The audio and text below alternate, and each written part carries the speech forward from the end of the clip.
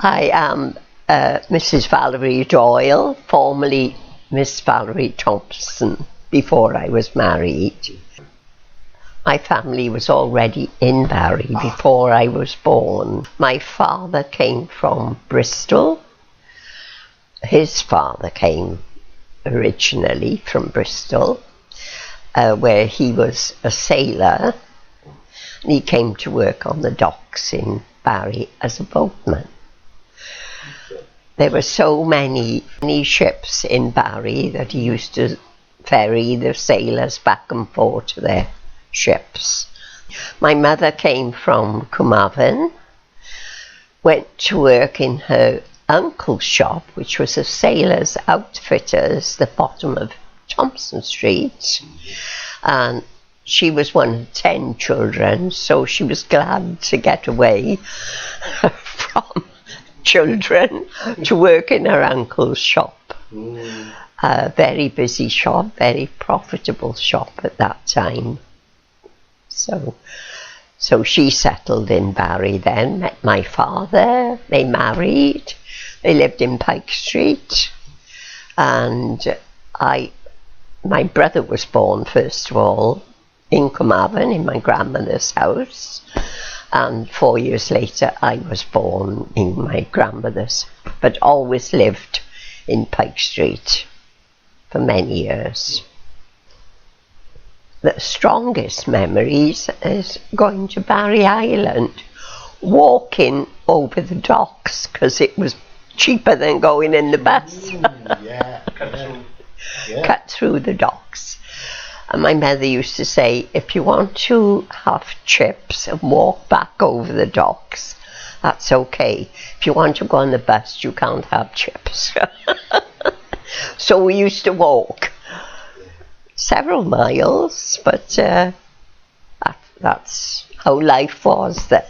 But we used to be fascinated going over the docks, especially when the ships were coming in and they'd close the gates and we'd watch the boats, you know, wave to the boats. That was a big thing when we were children. So the ships and all of that, that was a big part of you. Oh yes, definitely. Definitely. Barry, as I said before we started to record this, Barry was an international place. It was.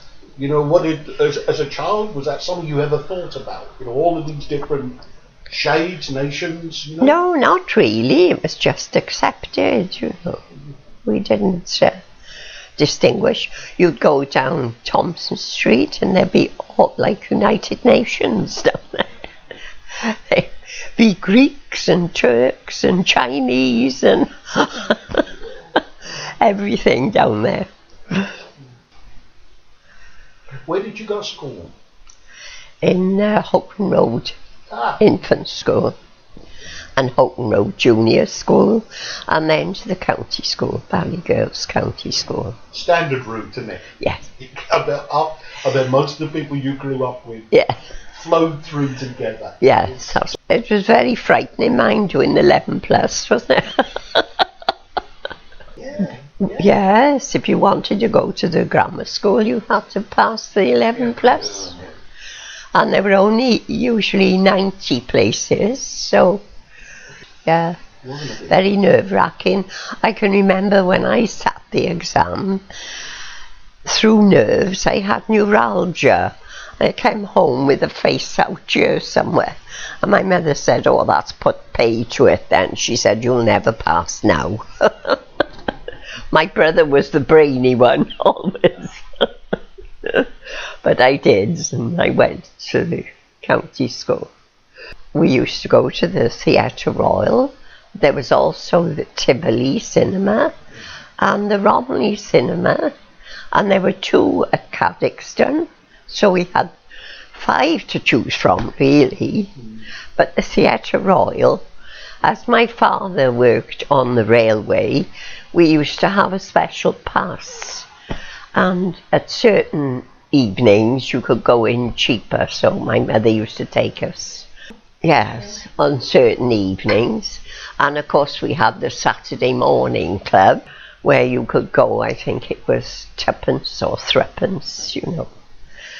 And our mothers were glad to get rid of us on a Saturday morning. You and your friends would go on their own without their parents. And it was a big thing.